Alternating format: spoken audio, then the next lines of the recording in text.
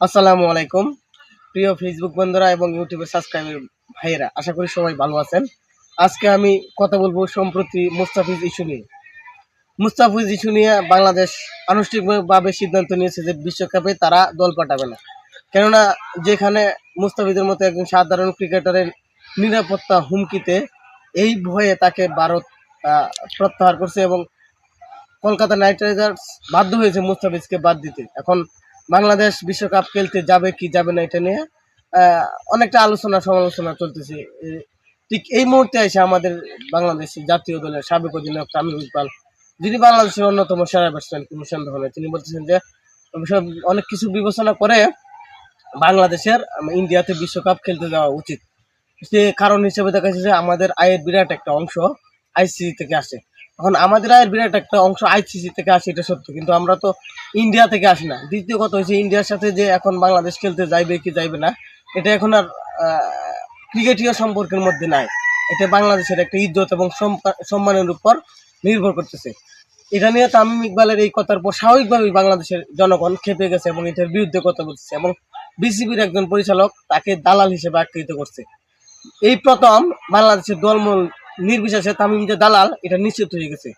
তামিম ইকবালের এই যে বহুরূপী, এটা আজকে নতুন না। সে আওয়ামী লীগ সরকারের আমলে বিভিন্ন সুযোগ সুবিধা নিছে, নেওয়ার পর 5ই আগস্টের পর 180 ডিগ্রি পল্টে নিছে। সে কতটুক আওয়ামী লীগের সুবিধা নিছে এটা যদি আরেকটু খোলাসা করি, 3 আগস্ট সে শেখ হাসিনার সাথে দেখা করে আসছিল এবং গণভবনের ডায়েরিতে সেটা লিপিবদ্ধ আছে।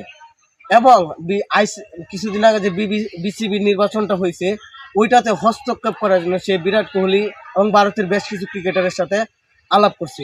এইসব ঘটনাগুলো দেখে আমার কাছে মনে হয় এটা স্পষ্টভাবে বলা যায় তামিম একজন দেশদ্রোহী এবং একটা পরিপক্ক প্রফেশনাল দালাল। সে আজকে আমাদেরকে দোহাই দিতেছে যে দেশের স্বার্থে বা ক্রিকেটীয় স্বার্থে বাংলাদেশে ইন্ডিয়ায় খেলতে যাওয়া উচিত। অথচ আজ থেকে ঠিক 2 বছর আগে 2023 সালে যখন বাংলাদেশ দল ঘোষণা করে, তাকে বলা হয়েছিল শুধু একটা ম্যাচ আফগানিস্তানের বিপক্ষে 5 নম্বরে ব্যাট করার জন্য। তখন সে হুঙ্কার দিছিল যে 17 বছর আমি ওপেনিং করছি, এখন কেন আমি মানে ওপেনিং ছাড়া খেলবো। যে লোক দেশের বৃহত্তর স্বার্থে একটা দিন মানে কনসিডার করতে পারে না, কম্প্রোমাইজ করতে পারে না, সে আজকে আইসে আমাদেরকে নীতিকথা শোনায় যে ক্রিকেটের স্বার্থ। তো সে যখন অধিনায়কত্ব রেখে মাঝপথে অপশন নিয়েছিল, তখন কোথায় ছিল এই ক্রিকেটীয় স্বার্থ? এবং সে কিছুদিন আগেও বিসিবিরে বলছে অবৈধ ভোট। সে বিসিবির অবৈধ ভোট বলে কোন যুক্তিতে? তার আব্বা পাপন যখন বোর্ডে ছিল তখন সে তার কোনোদিন বলার সুযোগ হয়েছিল যে এই ভোটটা অবৈধ? 17 বছর তামিম এবং তামির চাচা